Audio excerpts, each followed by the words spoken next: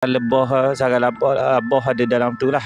Lepas tu dengan tiba-tiba, Assalamualaikum warahmatullahi wabarakatuh. Selamat malam semua. Okey, malam ni saya nak cerita sikit berkaitan dengan kisah seram lah.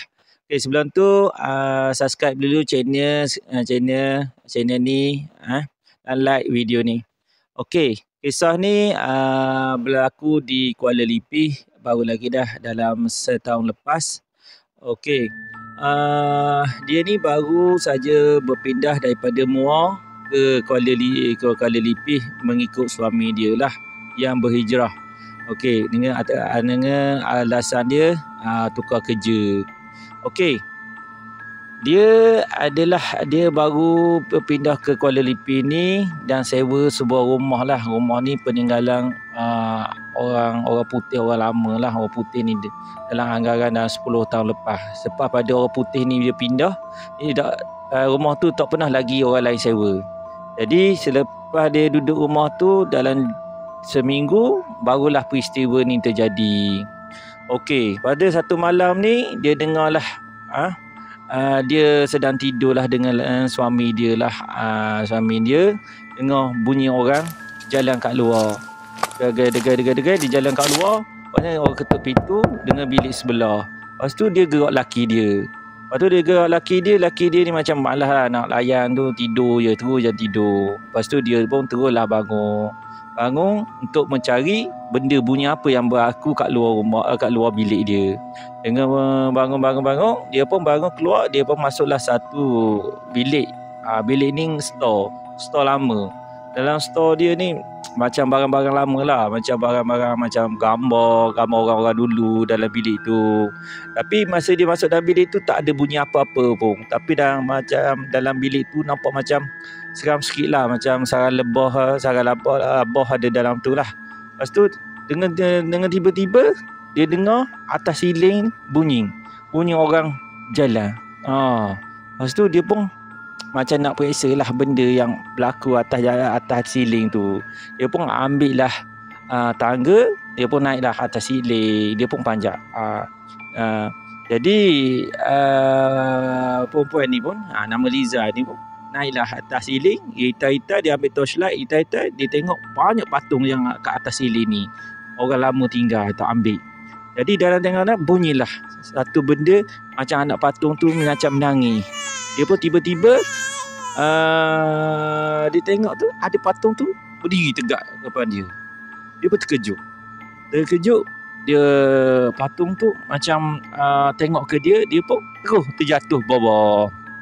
Lepas tu bawah, patung ni pun pergi kat dia.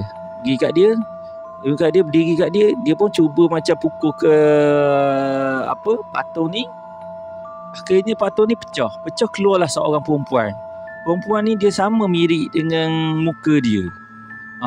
Dia tanya, siapalah perempuan? Dia tanya perempuan ni, awak ni siapa? Perempuan ni kata, aku dah lama terkurung dalam patung ni.